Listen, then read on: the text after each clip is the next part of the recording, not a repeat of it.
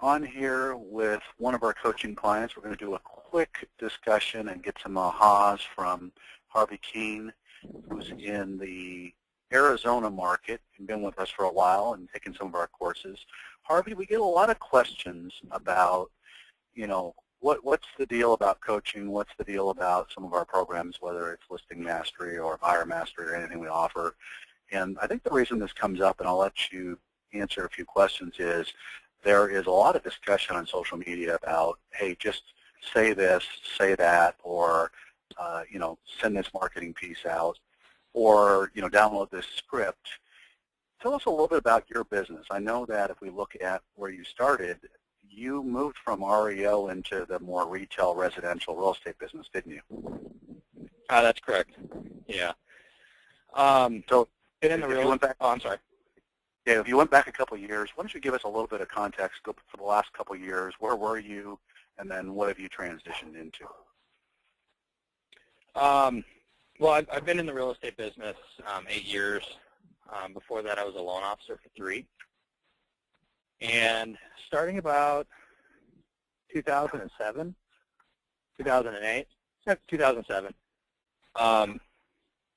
we in the Phoenix market, we were seeing a lot of you know, deals fall out, and you know, obviously we had a ridiculous amount of inventory, and a lot of people, you know, weren't able to sell because they didn't have the equity. So we started seeing a lot of short sales, and so as a loan officer, I hopped from one sinking ship to another. This is during the financial crisis. And I had an inactive license. My wife was licensed. We were kind of doing the loan officer real estate agent team thing. And when the company I was most recently with, when they went bankrupt and laid off the whole loan officer staff, I just reactivated my license. I told my wife, you know, we need to chase after some distressed sellers. And so we went full bore, chased after short sales, had a little bit of success, but for the most part, it was just a lot of wheel spinning.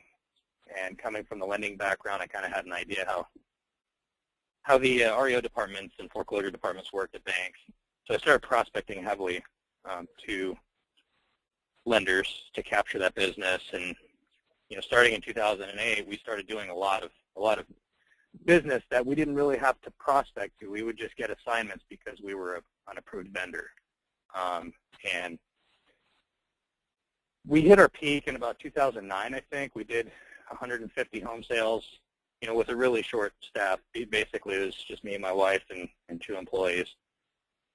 And, you know, we surfed that wave for a while. In 2012, it kind of dried up. And we took a big hit on our income. Went from doing over 100 units a year down to, I think in 2012, we did like 26. And that was a big shock. 2013 was a lot better, but still not good enough. And last year, I found myself in a constant state of chaos, and always stressing out over with, you know, the clients I was working with. I was taking every client, you know, buyer, seller, whatever, just trying to get my production back up, you know, to in what would be, in my opinion, a respectable level. And, you know, towards the end of last year, you know, the market kind of slowed down here in Phoenix, and then first quarter of this year remained slow. I didn't really have, you know, much going on in terms of buyers or sellers. And I don't remember where I saw it, but I saw somebody give a plug to you and Stevie on Facebook, and I decided to reach out to Stevie and you on Facebook, and then that's how we got started with you guys. And Harvey, if you look at the last, let's call it, I think you contacted us in December, and so you've now in the last 6 months made a pretty big move away from REO and other things, which started a while back. And at this point, you're firmly active now in residential with a heavy focus on the listing side of the business. Is that accurate? That's correct. Yeah, I will not take another REO. We just recently sold off our last one, but you know, we've done maybe like a small handful in the past year, but I will not take another one. And the only buyers that I work with are the buyers that are slam dunk deals that don't require a lot of hand-holding, or buyers who also have one to sell. And we're 100% listing focused. Okay, so if you look at any ahas you have, you know, there's a couple things. Obviously, you know, as you know, because you've been exposed to it, you look at listing mastery and coaching. If you had to, as I started at the top of this call, distill this as your ahas or your takeaways versus what now that you've actually been in, you know, the listing mastery content and the coaching, you know, there's a perception in the market that one can just download the scripts. They're available, you know, dialogues and things are available all over the internet. People will post things in social media. What is your biggest takeaway about this intense focus? Like, for example, listing mastery is 8 weeks of a dissection of how to do what you're executing now. What are the big ahas, or somebody listening to this you'd want them to take away from not only the listing mastery type of content, but also coaching? Well, the biggest aha is having a blueprint for your business, identifying, you know, your critical sources of business. And, you know, I see a lot of the same stuff as what you mentioned on Facebook and other social media. You know, I keep getting these emails, you know, how to wow expired sellers, or how to, you know, pay this much money and we'll show you the best pre-listing package ever. And I think that's crazy. I think that the biggest ahas that I have is just keep it simple and follow your blueprint, have a plan, and just have it on your schedule and don't deviate from that, because if you deviate from it, you're going to slip. And I think the biggest aha is just to keep it simple.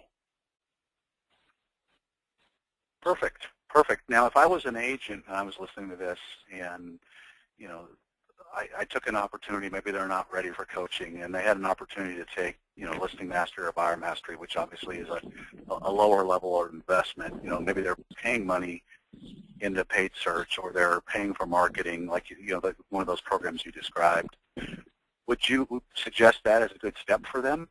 In other words, let's say, well, unlike you, they may not be ready to jump into a full-blown coaching relationship, but they have ROI issues. They're not converting where they want to be. They're not having their listing business be successful.